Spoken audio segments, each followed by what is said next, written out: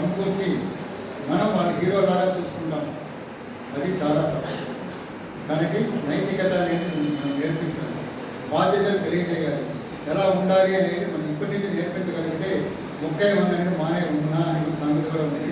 వాటి ఇప్పటి నుంచి మా సలహా ఏంటి అంటే మేము మా భాగము మేము చేయగలుగుతాము, చెప్పగలుగుతాం. కానీ ముఖ్యంగా ఎక్కువ వాళ్ళకి తెలియజేస్తుంది ఎవరంటే అమ్మ, తర్వాత తండ్రి.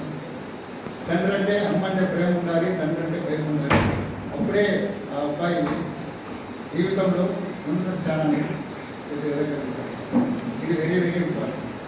కానీ ఇప్పుడు కాలాతీతం అవుతుంది. ఉదయం నుంచి మీరు ఆడారు సంతోషంగా.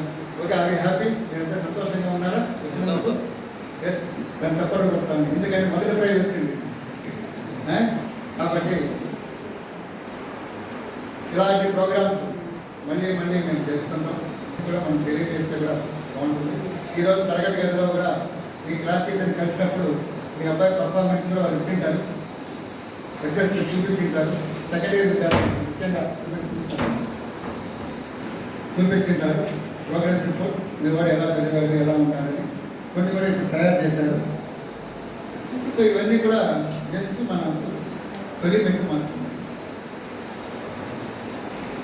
కాబట్టి మీరంతా దూరం నుంచి ఎన్నో పనులు ఉపయోగించుకొని, ఎందుకంటే మనమంతా రికార్డ్ చేయడానికి కొట్టాలని కుటుంబాలు ఉంది. కానీ ఇటువంటి టైంలో మీరు ఈ సమయాన్ని వెచ్చించి మీ బిడ్డల కోసం మీరు వచ్చినందుకు వాళ్ళ కళ్ళని ఎంత ఆనందంగా ఉంది చూడండి. మా అమ్మ వచ్చింది మా కాలేజీకి, ఒక్కొక్క పొలం వెళ్ళిపోతుంది కదా, వెళ్ళేస్తాను కదా నీ కొడుకు. ఈ సార్ తిట్టినప్పుడే కాదు, ఇప్పుడు కూడా పిలుచుకొని వచ్చినాడు, సంతోషం. కాబట్టి నిజంగా అమ్మ మనతో ఉండే నాన్న కానీ అమ్మ కానీ మనతో మన కార్యశాల చూసే ఆనందం ఇది మామూలుగా కనిపిస్తుంది. కానీ ఇలాంటి ఆనందంగా ఎప్పుడూ ఉండాలి. అందుకు తగినట్టుగా వారు చదివి మంచి మార్కులతో ఉత్తీర్ణులైతే పలకాలం ఆనందం చిరస్థాయిగా కనిపిస్తుంది. కాబట్టి ఇప్పుడు మిమ్మల్ని ఉద్దేశించి ఈరోజు ప్రోగ్రాం తల్లికి వందనం అనే ప్రోగ్రాము పేరెంటింగ్ మీడియం తల్లికి వందనం అనే భాగంలో 4 మాటలు మాట్లాడాల్సిందిగా ముఖ్య అతిథిగా అయినటువంటి ఎల్ఆర్ మోహన్ కుమార్ ఇక్కడే కలిసి అన్న డిగ్రీకి వెళ్ళాడు, రీడర్ అయ్యాడు, ప్రొఫెసర్ అయ్యాడు. అదేవిధంగా ఒక డిగ్రీ కాలేజీకి ప్రిన్సిపాల్గా రిటైర్ అయ్యారు. అంతేకాకుండా ముఖ్యమైన విషయం ఏమిరా అంటే తిరుమల తిరుపతి దేవస్థానంలోని డిగ్రీ కళాశాలకి A+ మ్యాథ్స్ గ్రేడింగ్ రావడానికి తను ముఖ్య పాత్ర కోఆర్డినేటర్గా ఉంటూ అప్పుడు కళాశాలకి కాబట్టి తన అనుగుణం మొదలైంది ఈ కళాశాలలో మొదలైంది. దీనికి నిజంగానే ఇక పక్కన బాలాజీ ప్రసాద్ గారు ఉన్నారు. తను కూడా ఇక్కడే చదువుకుని ఇక్కడే తిరుపతిలోని గ్రామీణ బ్యాంక్ మేనేజర్గా కూడా పనిచేస్తూ తిరుపతిలో నివాసం ఉంటున్నారు. తను ఒక ఆధ్యాత్మిక వ్యక్తి, అంతేకాకుండా ఇతరులకు సహాయపడే గుణం కలిగేవాడు. ఇటువంటి వ్యక్తుల వలన ఏమైందంటే ప్రతి సంవత్సరం 76-78 బ్యాచ్లో వారి తరఫున ఇంటర్మీడియట్ మొదటి సంవత్సరంలో ఫస్ట్ సెకండ్ వచ్చిన విద్యార్థులకి వేలాది రూపాయలు బహుమానంగా ఇస్తున్నారు. అంటే వాళ్ళ యొక్క కృపే, తన యొక్క ప్రయత్నం.